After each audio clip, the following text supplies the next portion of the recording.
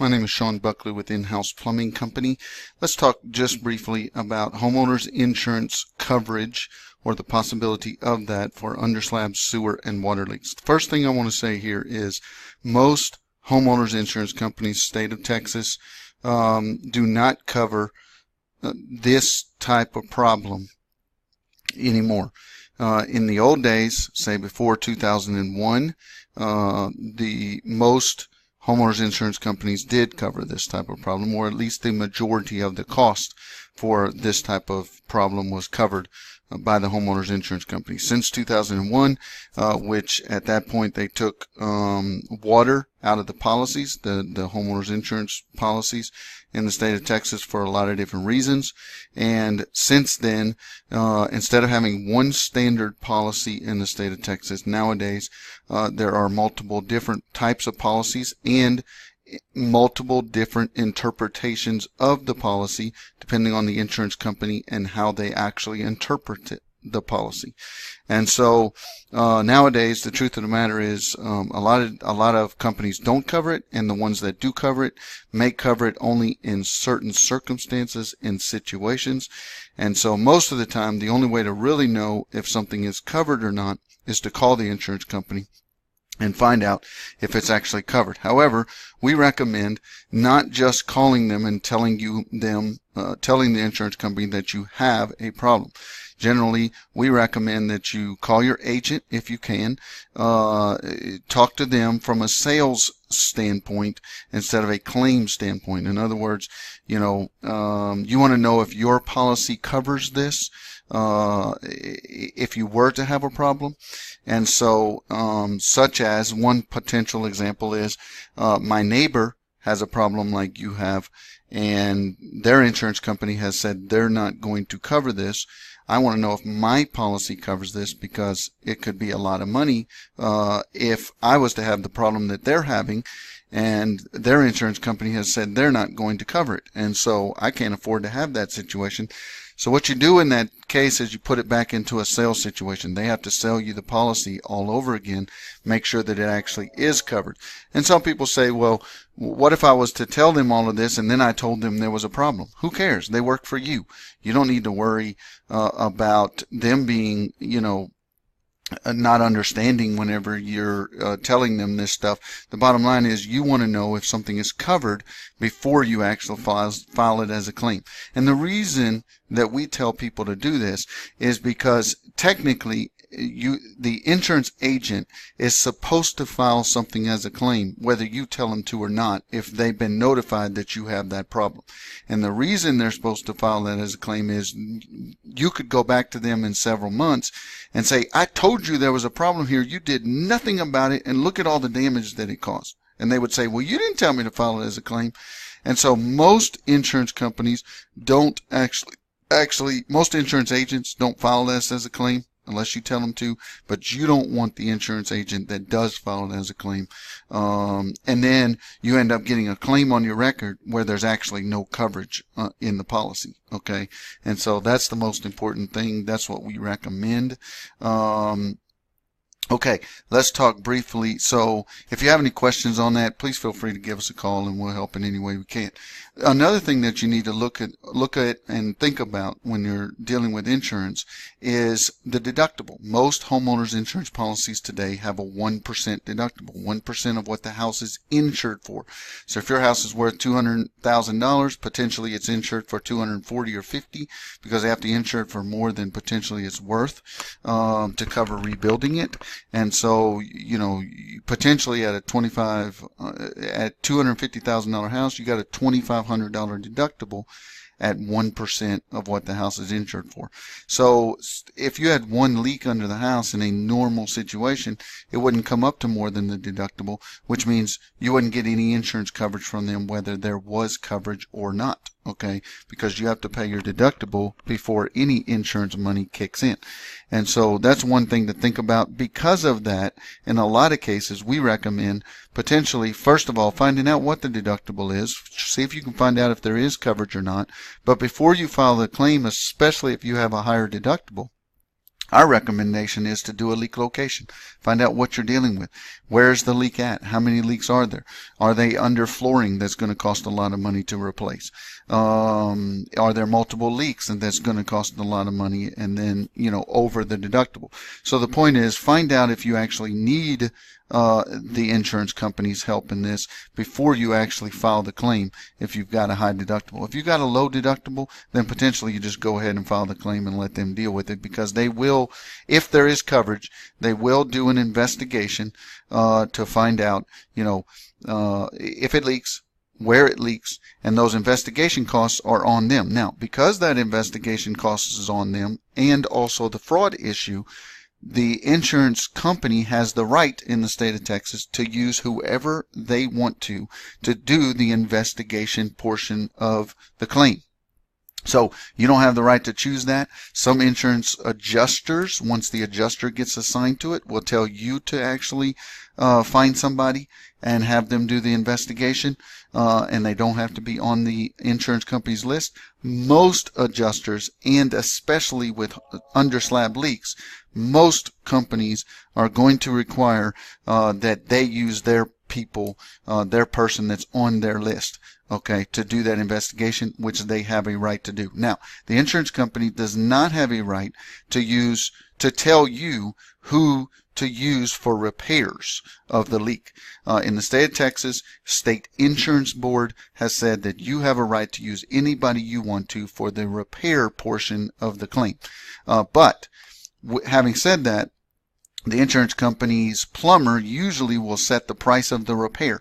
So let's say that plumber says that the repair is $1,500 and you have another plumber that'll do it for $2,000. Then at that point, the insurance company is going to pay you based on the $2,000 claim, unless you can, on the $1,500 claim, sorry, unless you can convince them to kick in that extra money. The extra money would come from you. And so now, if you want, let's just say, for instance, you want us to do a repair, but the insurance company has done the investigation and their plumber has set some kind of price, don't hesitate to call us and we'll see what we can do to try to help out in that situation. And there are possibilities that the insurance company plumber could be more. You can take that money and then we can do it for less. In some situations that definitely does happen, or another plumber can. But don't feel pressured into using the insurance company's plumber, because you do not have to. And if an adjuster tells you you have to, he's lying. He's committing, it's against the law what he's actually doing. He cannot say that, and he can be in a lot of trouble, both with his insurance company, if there was to be any problems on this, and with the state insurance board. Okay, so if you have any questions, please don't hesitate to call. But the bottom line is coverage. Most policies do not cover this. Some policies do. Some policies only cover it in certain circumstances and situations. Look at what the deductible is.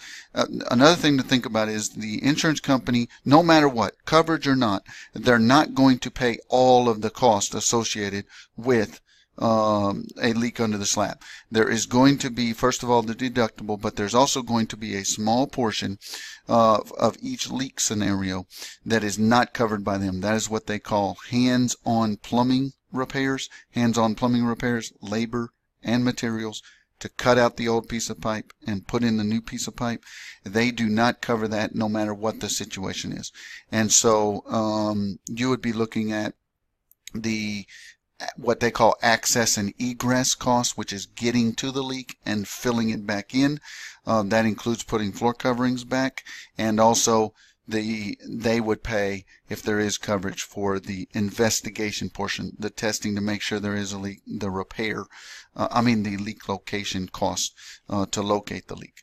Okay, and so you got to think about that. Now, one more thing real quick to think about. If the insurance company does do an investigation on its own and you have somebody else do the repairs, whether it's us or anybody else, do not let anybody punch a hole through that slab. Us or anybody else.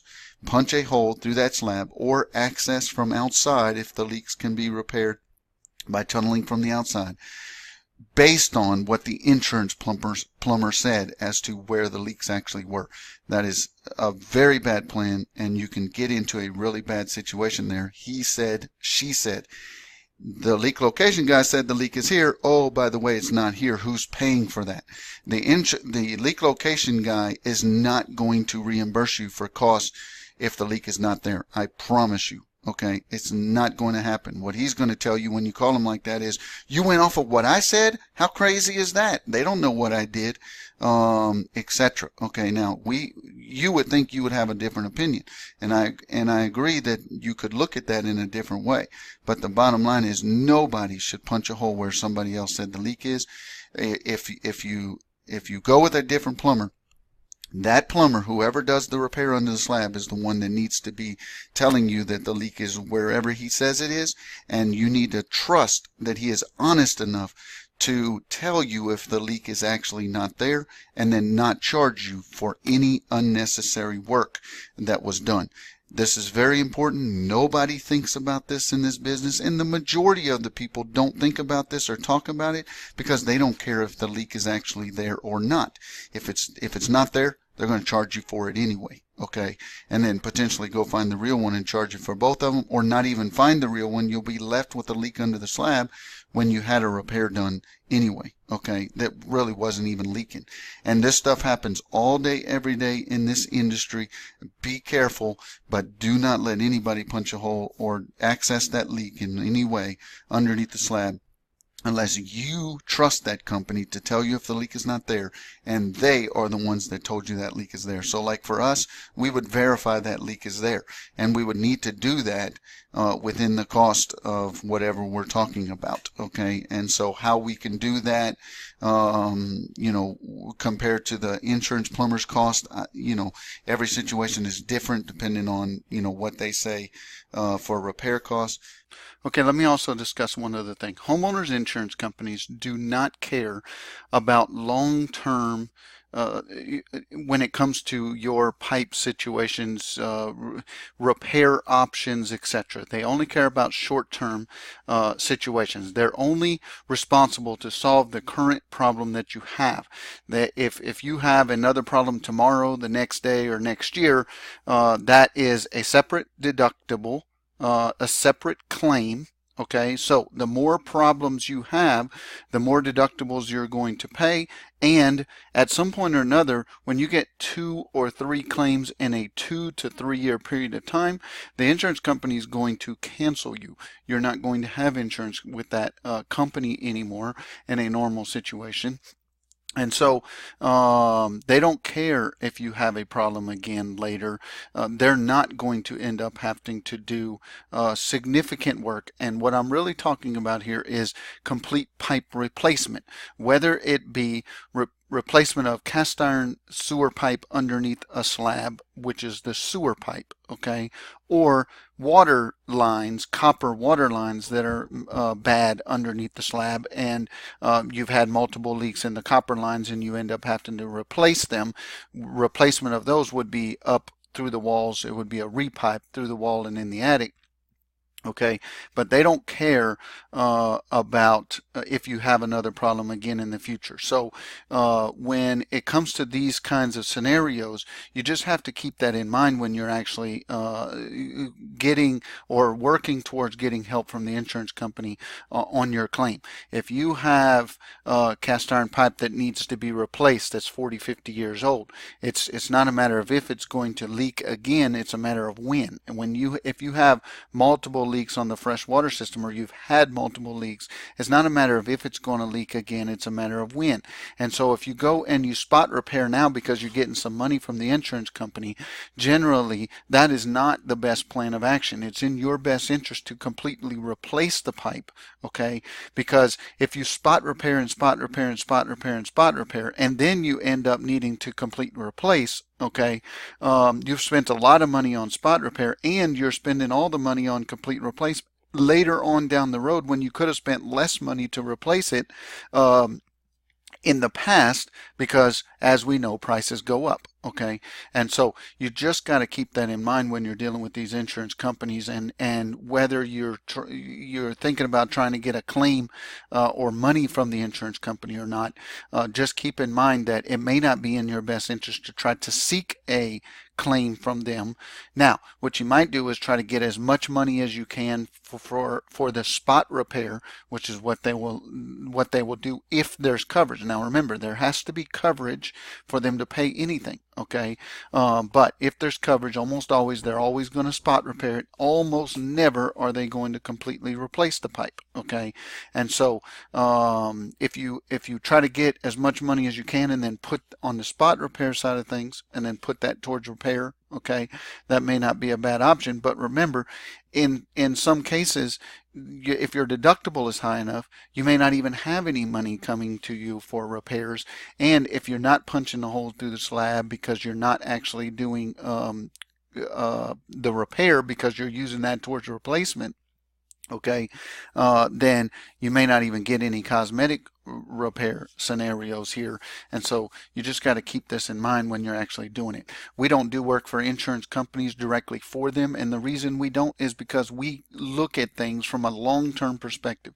We're completely opposite of the insurance company. We don't care about today, we care about long-term.